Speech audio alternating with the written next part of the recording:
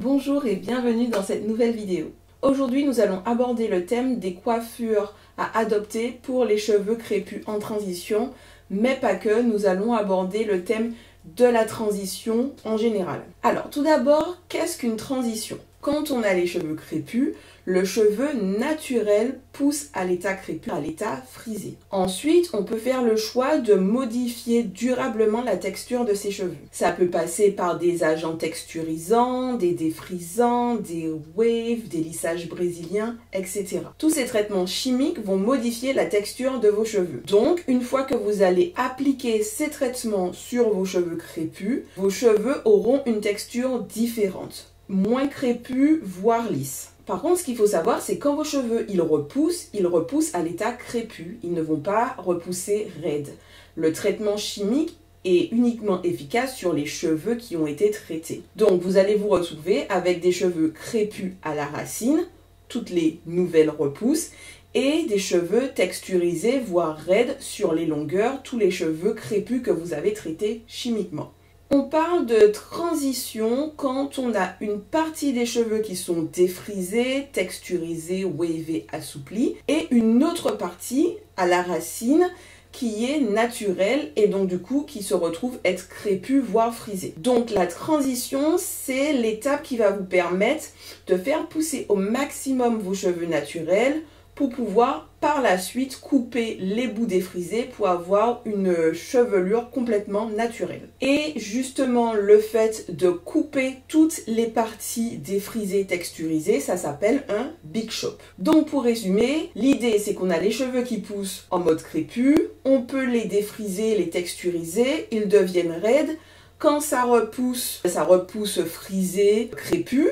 On peut continuer régulièrement à apporter des produits texturisants pour pouvoir garder cet aspect lisse, ou alors certaines personnes de plus en plus font le choix de retourner au naturel. Donc dans ce cas-là, elles auront une phase de transition, si elles le souhaitent, parce qu'on peut tout couper tout de suite. Mais généralement, pour maintenir de la longueur, certaines personnes préfèrent avoir une phase de transition, donc où elles auront à gérer leurs cheveux crépus et leurs cheveux défrisés avant de devoir faire le big chop qui est la grosse coupure des cheveux défrisés. En résumé, c'est ça. Gérer des cheveux en transition, c'est-à-dire des cheveux avec une partie défrisée, texturisée, avec une partie plus naturelle, frisée, crépue à la racine, peut être vraiment challengeant pour plusieurs raisons. La première raison, c'est qu'il y a deux textures différentes. Donc on a une texture qui est raide sur les longueurs, frisée à la racine, et donc gérer les deux, c'est challengeant en termes de texture, etc. La deuxième raison, c'est que les deux cheveux n'ont pas du tout les mêmes besoins. On a sur les longueurs des cheveux qui ont plus besoin de protéines parce qu'ils ont été abîmés par un traitement chimique, donc qui ont été fragilisés. Et sur la racine, on a un cheveu qui est assez solide, robuste, qui demandera plus d'hydratation. Et puis la dernière raison pour laquelle c'est assez challengeant, c'est au niveau du style. On ne peut pas juste faire un chignon, on ne peut pas se les lâcher, etc. Donc c'est plus challengeant à coiffer de manière générale et à manipuler. Donc dans cette vidéo, je vais vous donner 3 astuces qui vous permettront de mieux gérer vos cheveux en transition. Et si vous voulez voir comment je suis passée de mes cheveux traités chimiquement en faisant des assouplissements, de ma transition à mon big chop, et ça fait déjà plusieurs années que j'ai fait ça, j'ai fait une vidéo entièrement sur le sujet et je vous mettrai le lien juste là. Ça apparaît, il y a un petit i qui apparaît et il faudra juste cliquer dessus. Et vous aurez l'histoire de comment j'ai fait ma transition. Donc la première astuce à adopter quand on a des cheveux en transition, c'est d'apporter à chacun des cheveux, en tout cas à chacune des parties des cheveux, les soins adaptés. Donc les longueurs, comme je l'ai dit avant, ce sont des cheveux qui ont été traités chimiquement, donc qui sont fragilisés.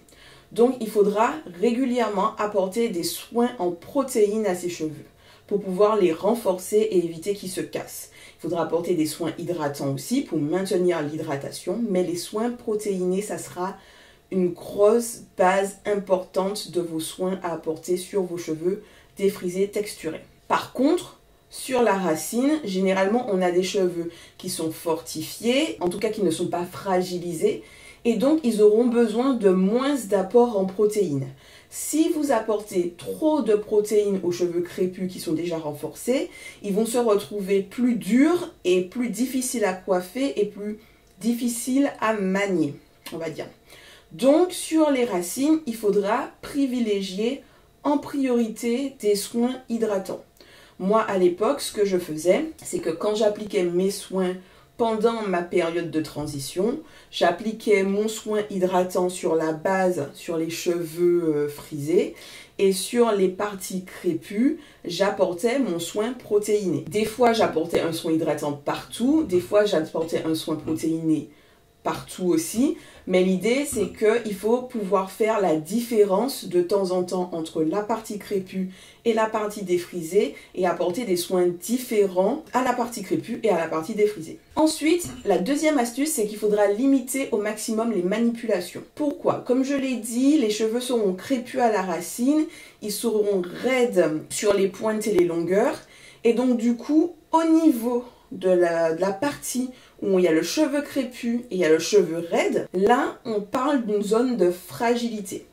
Donc vos cheveux auront tendance à se casser à cet endroit-là, à l'endroit où la partie crépue et la partie raide se retrouvent. Et donc pour limiter cette casse, pour limiter le risque de casse sur la zone fragilisée, il faudra au maximum faire des coiffures de protection. Parmi les coiffures protectrices, on peut faire des nattes, par exemple comme ce que j'ai, des twists, des perruques, des tissages, tout ce qui va vous permettre de ne pas manipuler vos cheveux au quotidien.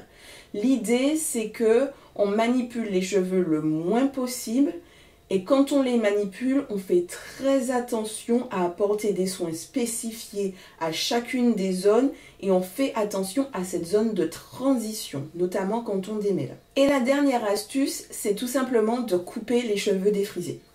Coupez-les. Alors je sais que le Big Shop peut faire peur à beaucoup de personnes parce qu'on peut se retrouver avec une très longue longueur et puis il faut tout couper dès la racine ou presque. Si vous voulez pas tout couper d'un coup, progressivement, tous les mois, coupez 2 ou 3 cm à mesure que le cheveu crépus y pousse. Coupez le cheveu défrisé. Comme ça, au fur et à mesure, vos cheveux crépus vont prendre la majorité de la longueur et puis ça va progressivement vous amener vers le Big Shop. Mais dans tous les cas, l'idée c'est de pouvoir faire un Big Shop le plus tôt possible, le plus tôt où vous vous sentez à l'aise avec la longueur de vos cheveux. Si je parle de mon expérience personnelle, moi j'avais prévu de faire une longue période de transition de plusieurs années, je m'étais dit, et puis finalement j'ai pas du tout fait ça. Ce que j'ai attendu, c'est d'avoir une longueur suffisante pour pouvoir me faire des tresses et des nattes. Donc quand j'ai eu cette longueur suffisante pour pouvoir me tresser les cheveux, c'est là, mes cheveux naturels, c'est là où je me suis dit, ok, maintenant que je peux les tresser, je peux faire un chignon. Alors je pouvais pas complètement faire un chignon bas, mais je pouvais faire un chignon haut et en bas je faisais des tresses qui remontaient comme ça. Et j'arrivais quand même à faire mon chignon, moi c'était ma limite. Et à partir du moment où j'ai atteint cette longueur de cheveux là, je me suis dit, ok, c'est bon, je suis prête à couper et j'ai tout coupé. Voilà, j'espère en tout cas que ces astuces pour pouvoir faciliter la transition de vos cheveux jusqu'au jour du Big Shop vous a aidé. Et si le contenu vous a plu, n'hésitez pas à liker, à partager et surtout à vous abonner pour de prochaines vidéos. Merci, à bientôt!